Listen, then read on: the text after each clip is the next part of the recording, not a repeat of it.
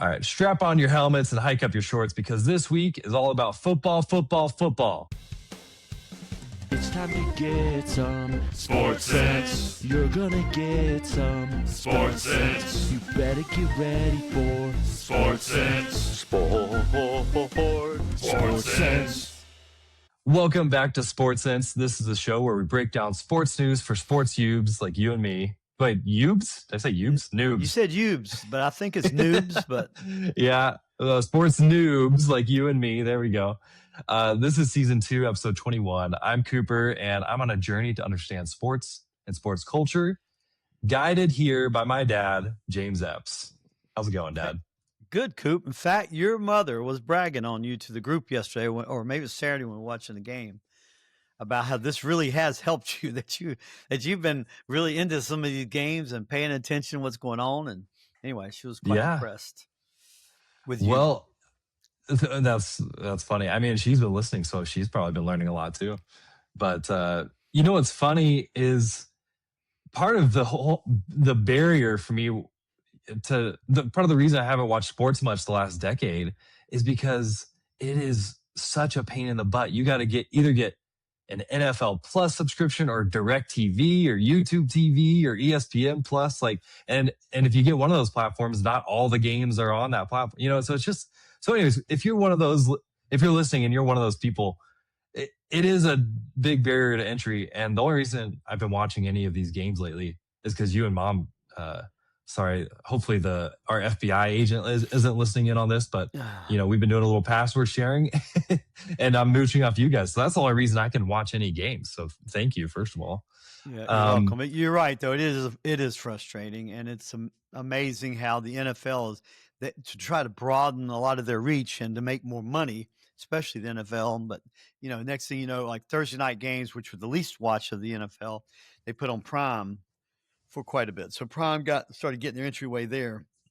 So you're starting to see them with all sorts of groups, not just ABC, NBC. Fox has a big contracts, they do, but ESPN has. Right. I mean, it's crazy. It does take some work to figure out where. Of course, you just go to ESPN. That is the one beneficial thing. You look at what any and all games coming up, especially the big games. It'll say Fox. It'll say ESPN. It'll say Prime. I'll tell you where to find it. Yeah. And then you just go there. Yeah. If you can go there. Yeah. It's tough to be a sports fan. And then I was talking to somebody the other day about blackouts, how it's hard to watch your own teams in your hometown sometimes because they black it out for locals, which makes zero sense because that's the majority of your fan base. You can't fit a whole state into one stadium, right? I don't know. That's all. Yeah. We should, in fact, I have a friend who works for Fox. I think he works on Fox Sports Broadcasting. We should have him on to talk to us about why they do that and a little bit more behind the scenes there. So that gave me an idea, everybody. I'm going to reach out to that friend, and we'll have a cool episode about that soon. He usually helps because Fox usually broadcasts the Super Bowl, at least in recent years. He helps a lot with Super Bowl broadcasts. So yeah, that'll be cool. Yeah, I'd love to hear him. His name's Hugo. So Hugo, if you're listening, I'm coming for you. Okay. Okay. Well, there's a little intro, but yeah, like I said. Tonight is all about football. This week is about football. We're in just the peak climactic part of football season, both college and professional. And so, now that I've set it up like that, we have one basketball thing to talk about. We're going to switch to our mailbag here for a second because I love to shout out the people that send us some stuff. And that's part of how we get ideas of what to talk about here. So to my sweet, beautiful angel wife, Macy, thank you for sending in a video of a basketball game, college basketball. And we're kind of in the middle of basketball season, right? College basketball. Starting to get, so not quite. We're starting to get deep. Initially, now we're playing conference games. So yes, now we're playing the games that matter most, all the conference games. So yeah, we're getting deep into it now. Yeah. So and I didn't know that's who sent it to us. So tell Macy thanks. That's awesome. Yeah, it's a great clip. It was a crazy clip. So the teams were Auburn versus Texas A&M, which I believe that's a conference matchup, right? Yep. SEC. So, yes. Okay, SEC. Mm-hmm. And the drama behind this, and I'm going to share my screen and play Actually, no, I won't. Just for sake of time. But I sent this clip to Dad, and I'll put the link in the show notes. But Auburn. So you guys know what a buzzer beater is. I think that's even sports noobs know what that is. So that happened to Auburn. There's a guy at about half court on Auburn's team who they had 0.6 seconds. You know how they pass the ball? Tell me what this is called, where they pass the ball in. They start a play. Yeah, it's called an inbound pass. Yeah, inbound pass. Okay, so it's like the clock is paused, and one of your teammates is on the side of the court about to throw it in. And once it touches the player that's on the court's hand, the clock starts. Right. So this, go ahead, and then I'll give you all the input you want. Okay, yeah. So Auburn was 2 points behind, and with 0.6 seconds on the clock, ball gets passed to this one guy, and he just immediately hurls it up, and it just does a giant rainbow-shaped arc, just beautiful, and drains right in the middle of the hoop. And they go crazy. Their fans go nuts. And they're all celebrating, but the refs start convening around the screen because they want to watch the replay and double check that the clock really was still running out by the time the ball left his hands. Okay, so what happened? Yeah, I'll let you finish the story, Dad. Right. So to break it down, they'll do that. So if you look behind all backboards now at the college level, pro level, there is the whole backboard has a red light that will come on when the buzzer sounds. When it's over, it lights up the whole backboard. So that's your frame of reference when you're reviewing a play. And most times, and they did in this case, they had it framed where you could see the guy's hand releasing the ball and the backboard. You can get it in the same frame. Now, the hard part is when you zoom in, you kind of get away from. You can freeze it right before the red light comes on. Then you zoom in on the hands, and that's what they were doing. Now, I still wasn't sure, and I went back and looked at this to try to see what. I don't think the refs called it either way. That was what's so funny. They didn't call it good or not good. They just went straight to, like you said, convening, go straight to the replay. This was so close that I think the quality of their replay screen and their, which you would appreciate, the quality of the camera, everything, the resolution, I don't know if it was quite good enough to tell if the man's hand, if the ball was leaving the fingertips, right? If it could tell if it had left the fingertip. That's how close this was, because 0.6 seconds is enough time for a grab, quick release, but it's got to be quick. I think if it's 0.5 or under, they have proven that it's impossible. So they were really? Right already. Okay. I definitely 0.45 or something like 0.5, 0.45, somewhere right around there. It's impossible. The only thing you could do on those plays, they throw it to the rim and somebody can tip it. Okay. Now it can't be goaltending or interference, but you can tip it. So what you do then is you throw it above the rim and just try to get somebody to tip it, because that's all the time you have. Catch and shoot, you got to have at least 0.6 seconds, which they had. So they never really could tell. But this was I'm going to give you my opinion. I hadn't heard this ever, because this happens so rarely. Because those buzzers, they've got it now, like I said, light, and then the video, they can usually tell pretty easily. We haven't even said what happened, which is that the refs, they ended up calling it no good, and they gave the win to Texas A&M. Right. And so, by the way, it was almost a miracle. For some reason, Texas A&M shouldn't even been in that position. They let Auburn get back into the game. It was a crazy game. But anyway, going back, here's my point. To me, it was so close you couldn't tell. And I think, this is my opinion, I think tie goes to the runner in baseball. Tie goes to the offensive player. I think that was a who knows, and it should have gone to the offense, right? Yeah. Because number one, he made that crazy shot. The defense didn't do anything. They're scared to get a 3-point foul called, right? So the defender on that guy was 8 feet away. He wasn't even going to raise his hands. So they let him have a free shot.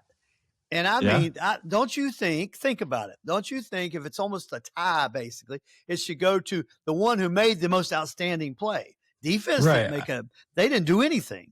So offense made an unbelievable, once in a lifetime, remarkable shot. Should have gone to the offense. Auburn should have won. Okay, I love the strong opinion, and I think I agree because hey, this is America, and we don't indict people in court unless we have hard, irrefutable evidence, right, that a jury can agree on.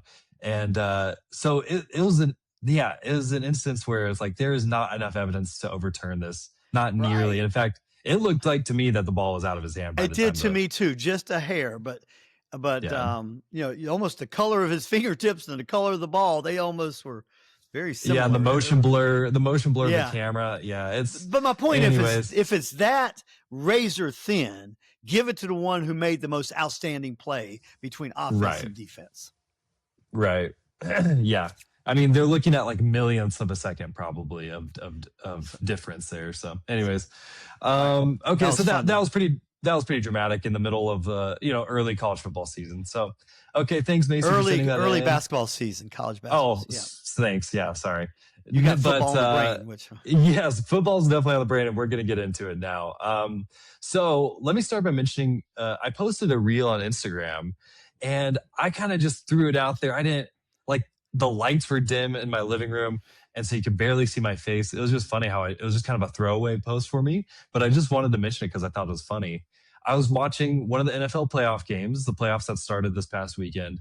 It was Panthers versus Rams, and many of you have probably seen the reel in which I describe a Panthers player's pants kind of coming low. You're starting to see a pretty good plumber's crack after a play. And look, I'm not looking for that or anything when I'm watching a football game, but That's it was so funny. just right We there saw in that front of whole my game. face. We saw the whole game, the whole crew here, and none of us. And you didn't. We didn't get that. That was a side camera deal somebody got. But okay. Well, I have the clip ready, so I'll go on and preface with that. But All I right. posted just me telling the story on Instagram without evidence, just that I saw a Rams player help a Panthers player get his pants or cover that crack back up. And so, and I just posted how I thought, I was being kind of funny, but how sweet it was, what great sportsmanship it was. That's what we watch sports for. Anyways, so quite a few people shared it and watched it and commented on it. And the most common thread in the comments was this. I'll just read a few. Let's see. Don't be shy. Show the clip. Thanks for not showing a clip of it. Show it, silly goose.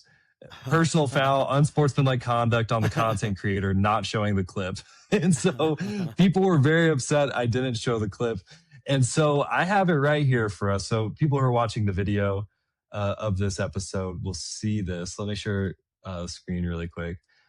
It was about 10 minutes. It was about the 10-minute mark of the fourth quarter.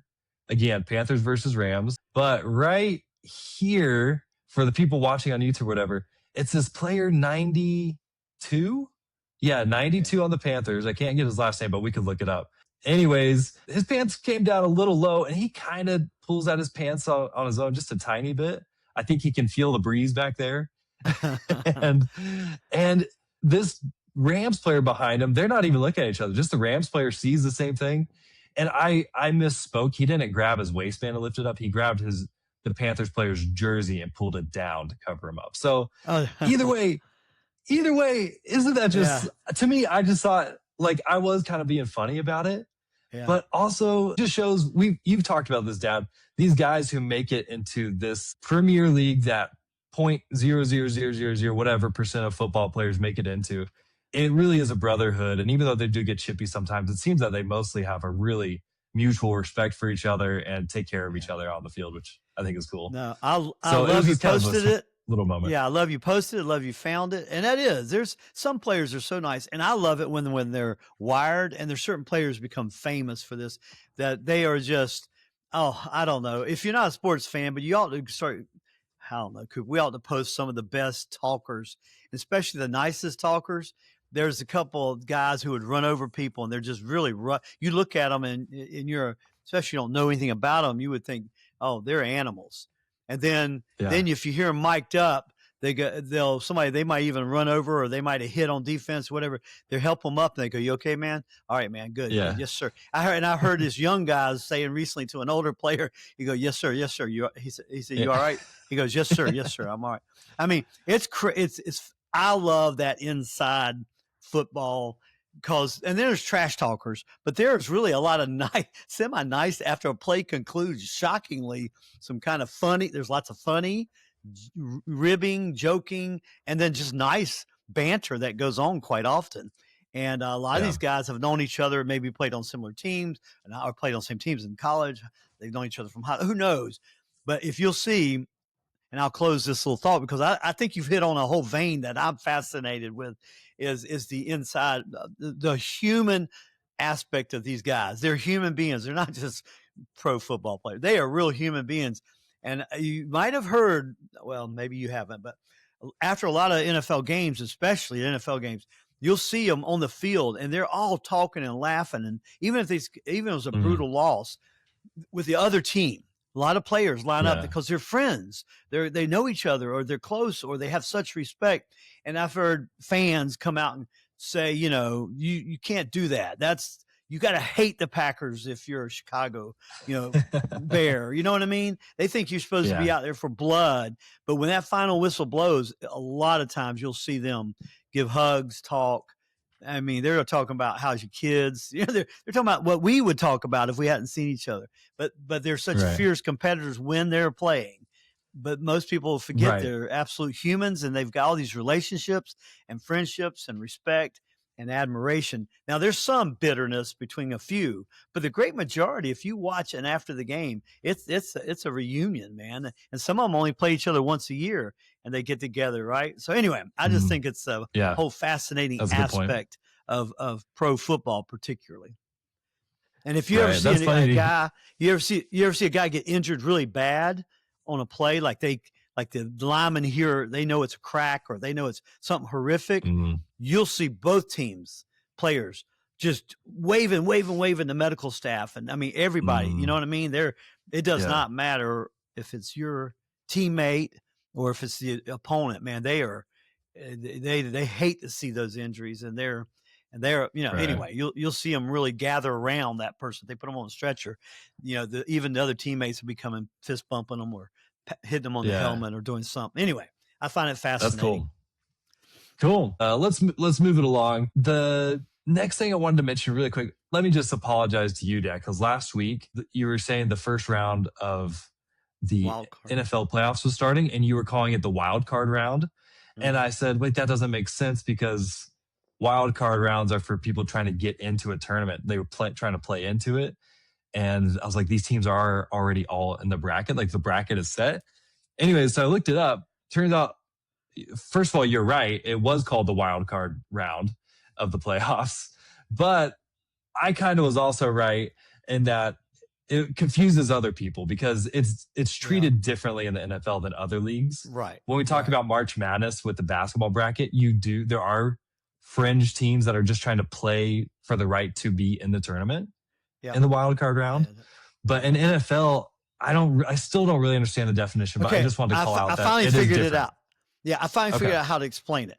And you've got the bracket that you can put up. But here's how I explain it. You're as a wild card game, you're trying to earn, so there's a couple buys in there, but the wild card game, you win the right to go then play for your division championship, for your division. Does that make sense? So you've got, let's see the conference. Yeah. So you're basically you set it up nicely. There are two conferences, the AFC and the NFC, right? Let us learn some sports speak. All right, this is Future Cooper interrupting here. We proceeded to have a very long and confusing conversation at this point.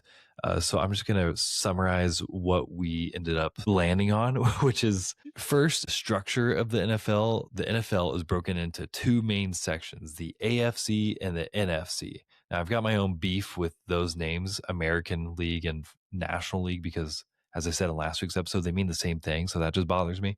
But anyways, technically that's what they're called. Okay. So two major conferences that split the 32 team league in half. And in each of those conferences is four divisions, a north, south, east, and west in each of those conferences. So you hear people talk about, oh, this team is leading the NFC North. Now, if you hear commentators or people talking about that, like a specific division, that's the smallest increment of organization in the NFL.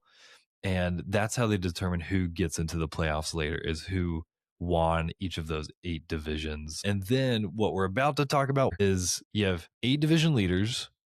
2 of those are the best in the league, and they get to take a break for a week. They get a bye week. And then that leaves 6 division leaders left, and they have to face someone in that first round of the playoffs. Those teams are called wild card teams, and they have the chance to beat their division leaders to get into the rest of the bracket for the NFL playoffs. Okay. Hopefully that wasn't too confusing. Let's get back into it. Okay. So yeah, all right, for everybody, the wild card round means that you take the 4 division leaders in each conference and you put them up against a wild card team, a team that's like that could play into the rest of the tournament by winning.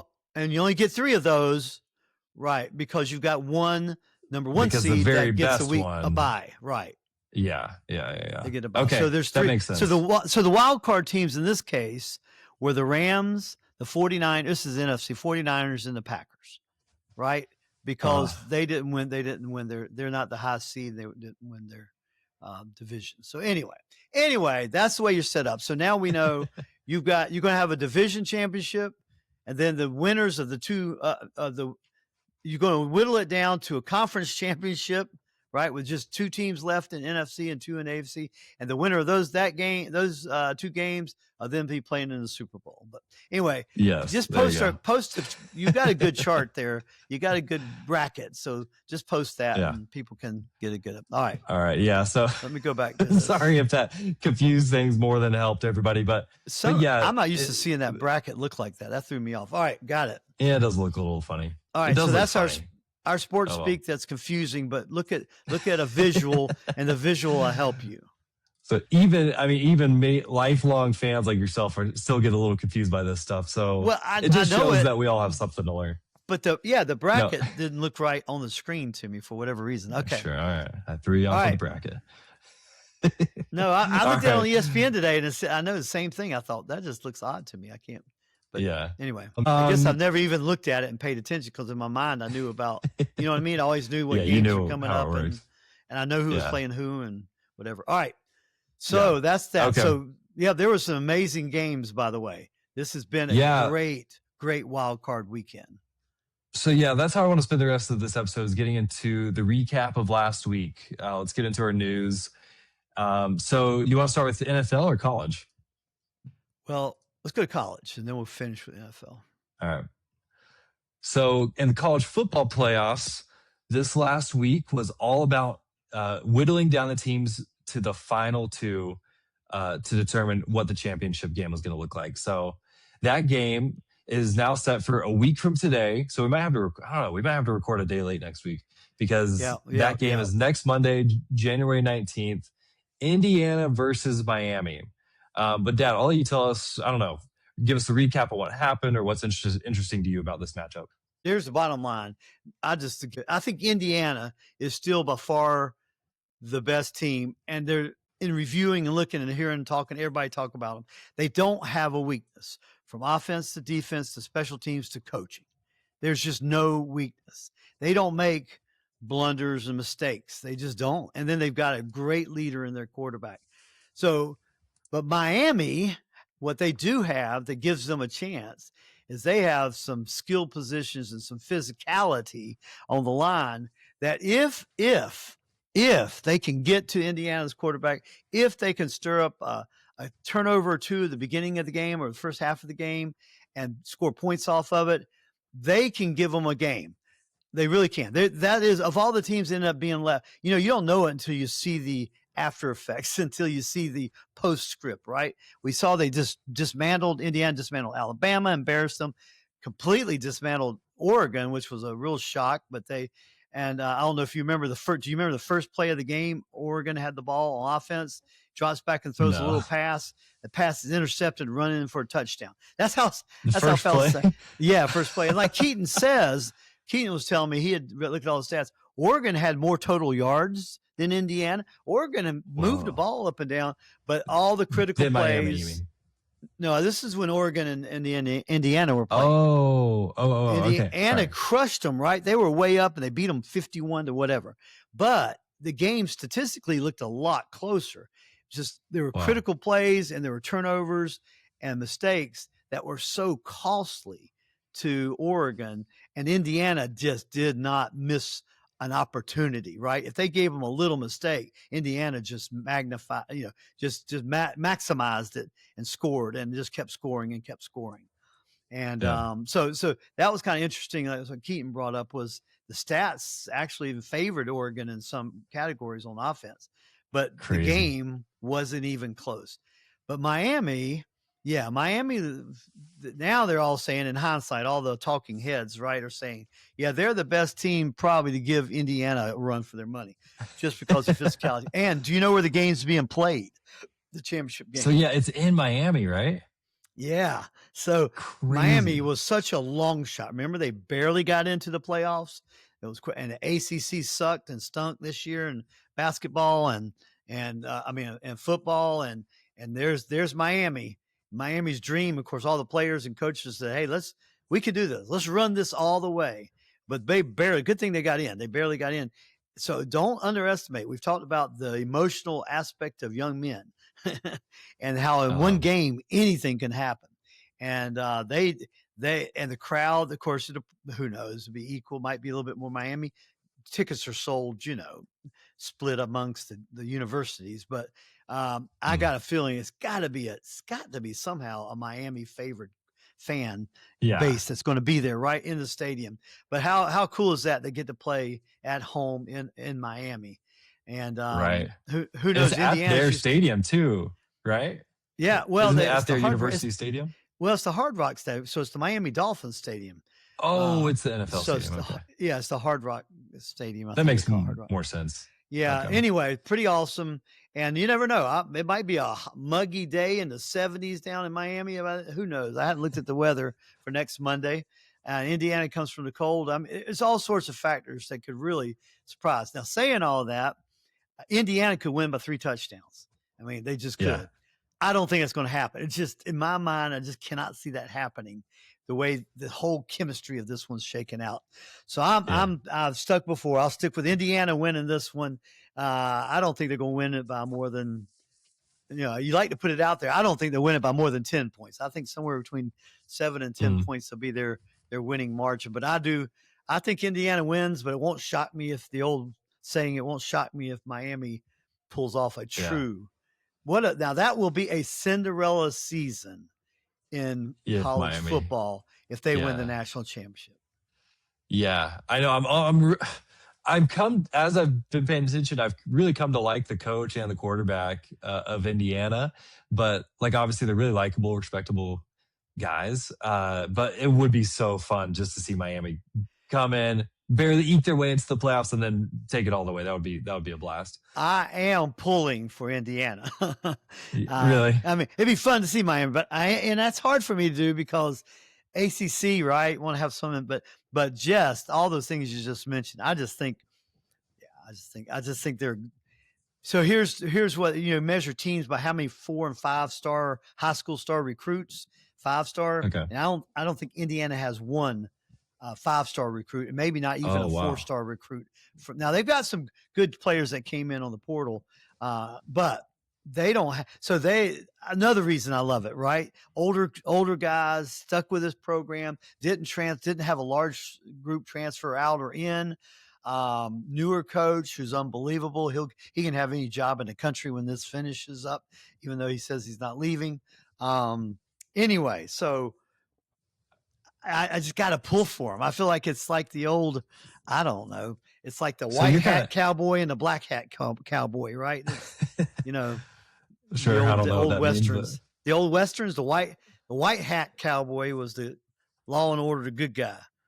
Okay. And then the black hat cowboy was the outlaw, criminal. Yeah, the outlaw. Yeah. Okay, the criminal. And that's pretty. That's probably pretty accurate for Miami's history. Yeah. So right as a city. As a football program, as a college football program. Oh, really? I'm not going to badmouth Miami as a city. Don't get me there, but but they got some history. They got some history. Like back before NIL and stuff, where they're doing some shady Yeah. deals. Well, just way back, especially some of who their players were, but some of them. But Interesting. Okay, well now, all right. Well, shoot. All right, we're gonna have to come back to this. I wish we had some of this ready for tonight, but yeah, I don't we'll come want to back to that say. in Yeah, I'll another be episode. careful. I don't want to say too. But anyway, they just. Well, I so it used to kinda- joke. I used to joke way back when, if you didn't have 3 or 4 felons on your team, then you probably didn't have a chance for a national championship in the old days. And that's kind of that was my take on Miami many years ago. So. Yeah, interesting. Okay, well, it sounds like in this context, you're kind of putting Indiana, like, even though they've clearly been incredible this season, you're kind of saying that in the bigger picture, they're kind of an underdog where they've really muscled their way to where they're at. Oh, they've come from below zero. They were I think of the highest losing percentage of football program in the last 100 years. They've been around forever. Holy cow. But had if not the lowest winning percentage of Division I, they were right at the bottom. So this turnaround, this has been so cool the last couple of years with their coach Signetti. And cool. So I'm pulling for them. I'm pulling for Indiana to win. Okay. Well, respect. I think you're winning me over to that, but I'm having a hard time choosing who to root for. I do like seeing. I like seeing the comment, or like you said, all the talking heads get shook up and wonder if they know anything at all. So I like the idea of Miami winning for that reason. But yeah, it sounds like Indiana has earned it. They've really worked their way into this. So, and that quarterback just seems razor sharp, like just so. Yeah, I saw a meme. I think I mentioned this last week, but yeah, a meme about just how it seems like every response he has to the press seems perfectly rehearsed and scripted. But there's no way it could be. He's just that cognizant and sharp. But well, that adds to you can see that better when they say he does not get shook up at all on the field. Yeah.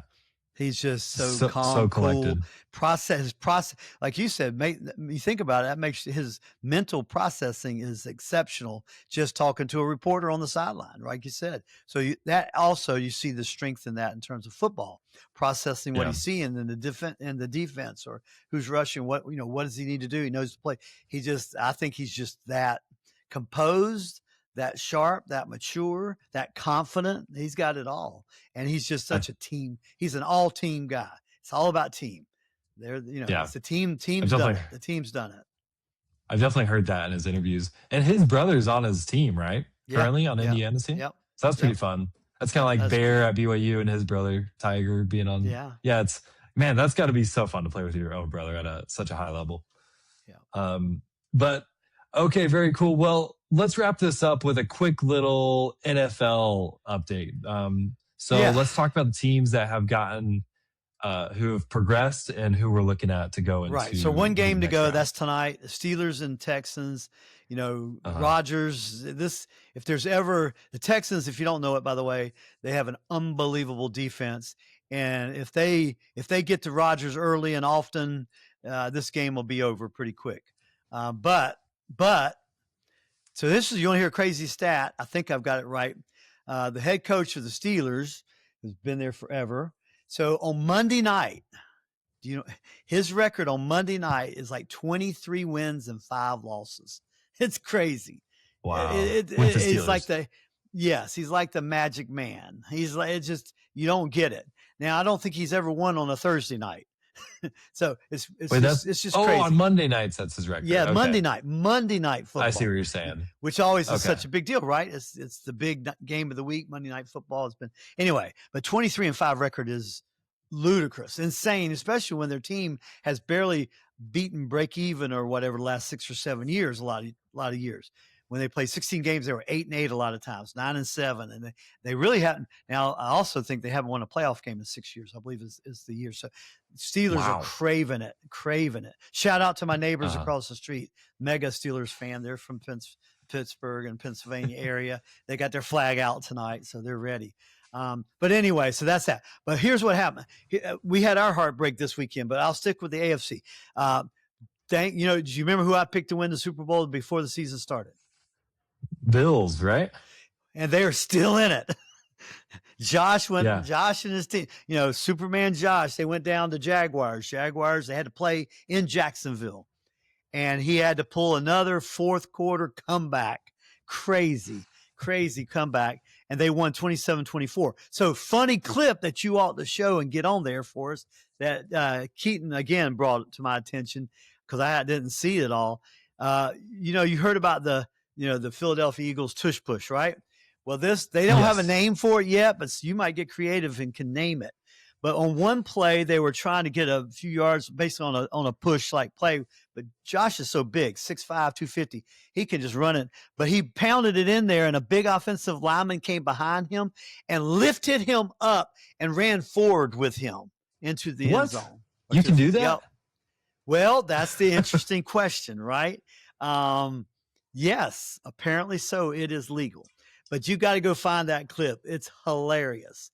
And think about how big and strong the lineman is to pick up a 6'5", 250-pound man and just move him along. His feet left the ground for a couple of steps. You got to see it. It's hilarious. But anyway, so I am thrilled. The Bills won. I'm thrilled. Now, they have to go. They've got to go play the Broncos next week. So that's going to be rough.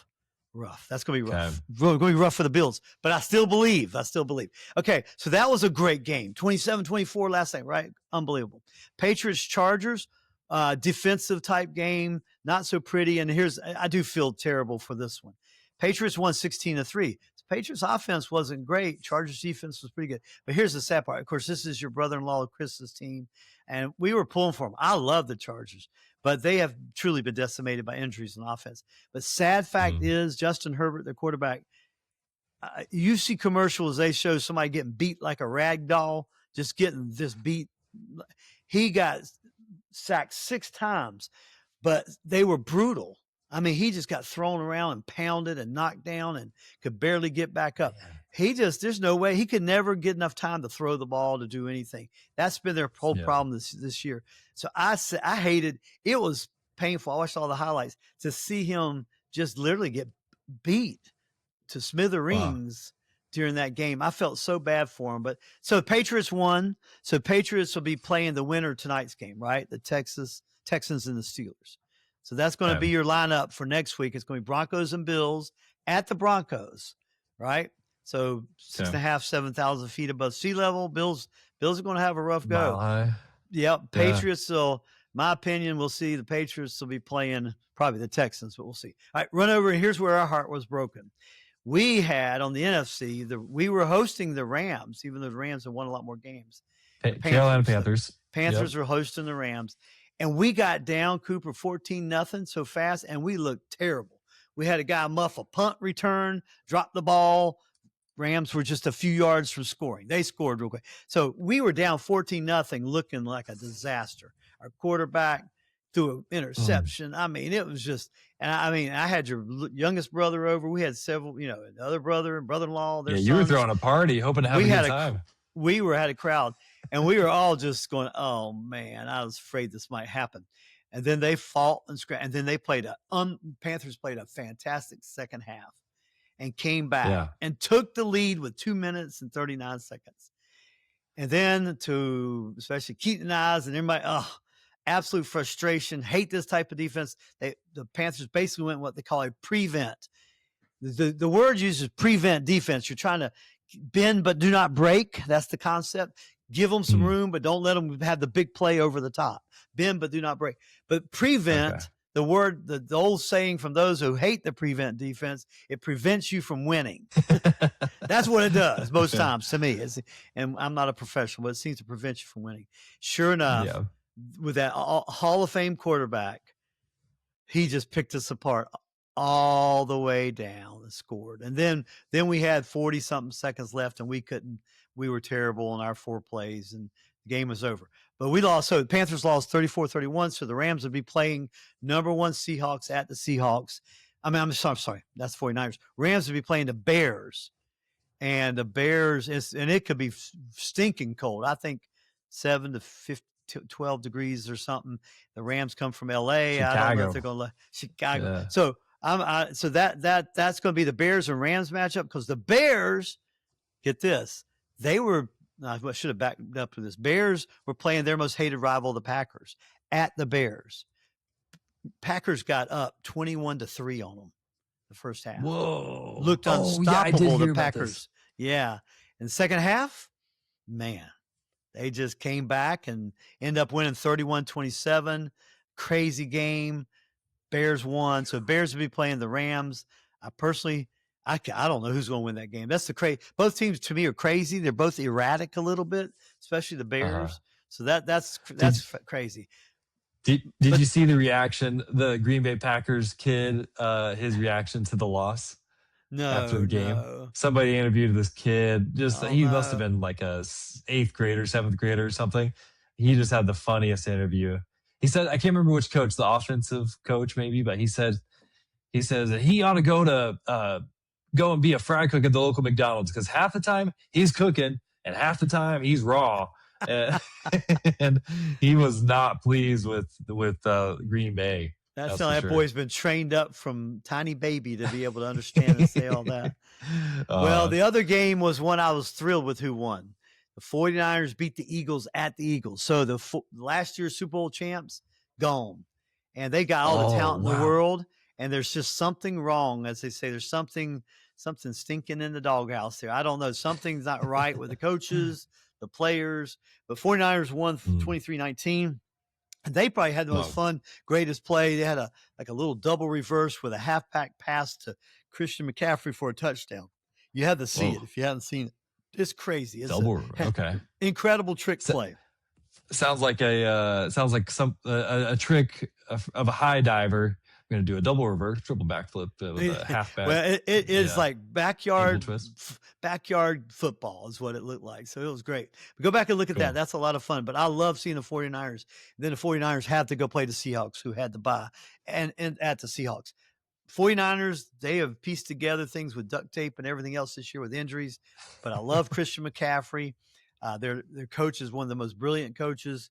But the Seahawks have the best overall team, healthiest, strongest. So you think, and they're going to be at Seattle. Seattle's a 7-point favorite. Remember how we talk about it? Seattle, playing in Seattle is rough.